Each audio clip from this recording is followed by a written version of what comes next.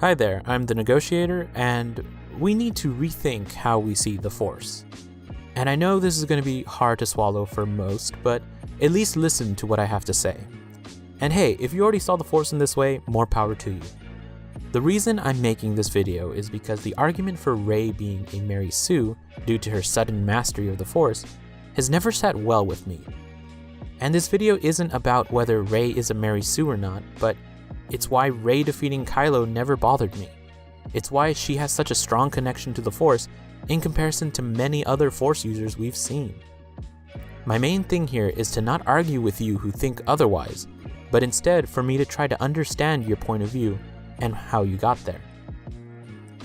And for me, I think the reason why a lot of people have such a sour taste in their mouth once they saw Rey Jedi mind trick a stormtrooper, or how she defeated Kylo Ren, is because they feel she hasn't earned that. She hasn't gone through what Luke went through, that being training. You know, the visor blast shields thing, that and lifting rocks with Yoda. Rey didn't do all of that. Now, again, I'm not arguing the state of Rey being a Mary Sue, but if her usage of a lightsaber is in question, that was never really an issue. Also, she's been a survivor in a hostile environment for years. You telling me this staff has been her only weapon she's ever used? Anyway, now back to Rey not getting that precious Force training. I think it's here that people use preconceived assumptions they've had from previous Star Wars films, and they apply it to this story.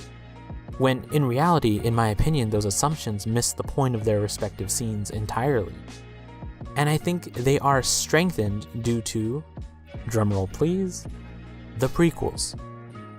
If you left seeing the original trilogy and thought training to move Force rocks was the way to be a Jedi, then the prequels just enforced in your head that there probably was Moving Force Rocks 101 taught by Jedi Master Kit Fisto.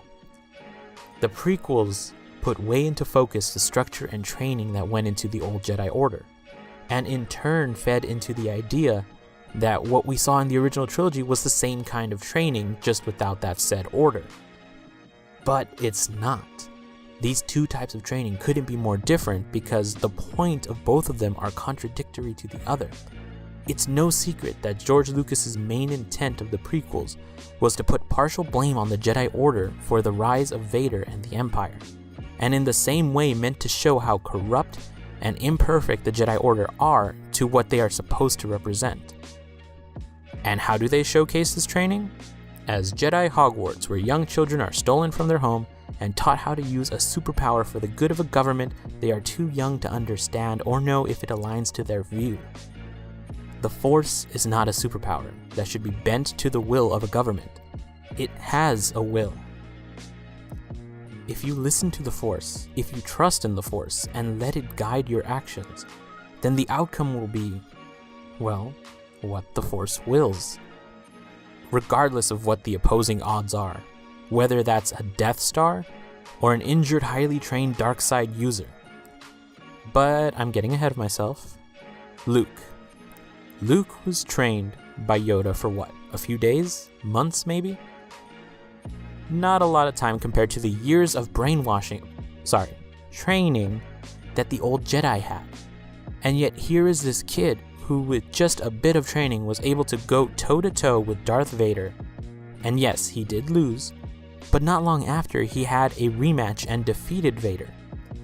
And yes, I know what you're gonna say, he only won because he gave in to the dark side. But don't you see what that is? That itself is another form of giving oneself over to the Force, facing those odds that seem impossible and overcoming them. But that wasn't what the Force willed, however. It's what Luke willed. It's what his innermost darkness called out of him. On a meta level, you can see the Force as lazy writing, Deus Ex Machinas, characters too easily overcoming adversity. But the Force has always been the Force since the beginning, not a superpower that can be honed and trained, but a larger connection to the galaxy. It's closer to meditation and Eastern Chakra philosophy than it is telekinesis in, say, a Marvel movie. And that brings us back to Rey. What is the main difference between Rey and Luke? And don't you get snarky in the comments, you assholes. The main difference is Rey's character doesn't have an issue trusting in the Force like Luke's did. Because why would she? Rey lost her parents and has hope that they would return. She always believed in said hope and has been mystified by the legends of Luke Skywalker in the greater galaxy. Belief, hope, and trust, attributes Rey has had that Luke didn't at the time of training under Yoda. Luke was impatient. He wanted to be trained by this Grandmaster quickly so that he can go off and face his biggest adversary, Vader. You can see that all through Empire, and it all comes to light when Yoda sees the lack of trusting in the Force in this most iconic scene. No, we'll never get it out now. So certain are you? Always with you what cannot be done. Hear you nothing that I say? Master, moving stones around is one thing. This is totally different. No, no different. Only different in your mind. You must unlearn what you have learned. All right, I'll give it a try. No, try not. Do. Or do not. There is no try.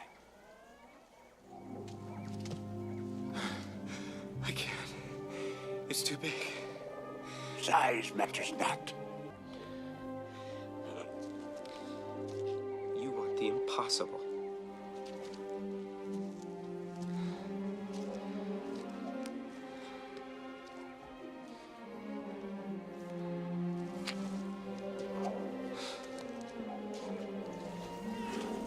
I don't believe it.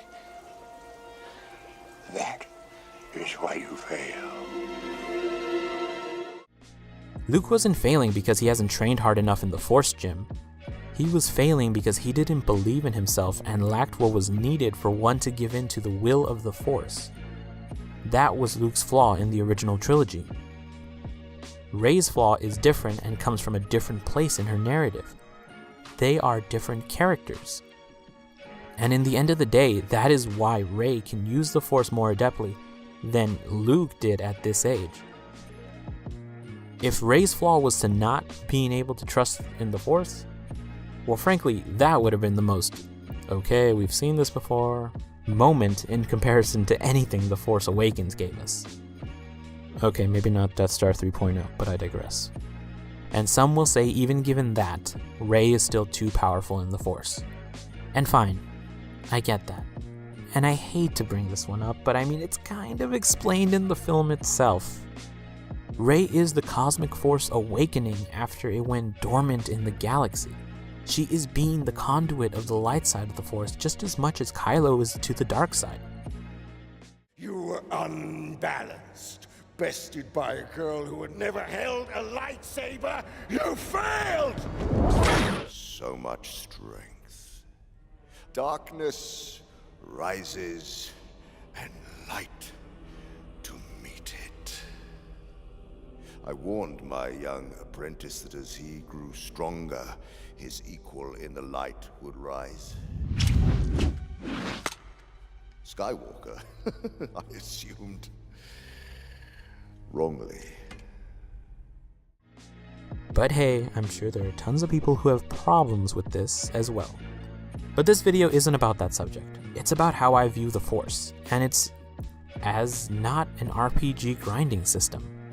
And this can be a hard pill to swallow because I think a lot of Star Wars fans are used to equating the amount of training leading to the amount of skill. And I'm not saying there isn't some of that in Star Wars.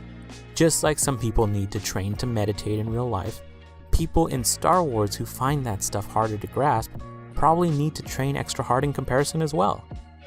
And let's be honest, fans love power levels. Things making sense in terms of skill set, training amount, and yada yada yada yada. But George Lucas never thought in those terms. Story always triumphed that mindset. And Star Wars again is not an RPG where you can gauge numerically how strong one person will be after a set amount of training. The Force is so much more than that. And it always has been, and it always will be. Well, that's my video. I hope you enjoyed. Thank you all so much, and may you trust in the Force. Bye-bye.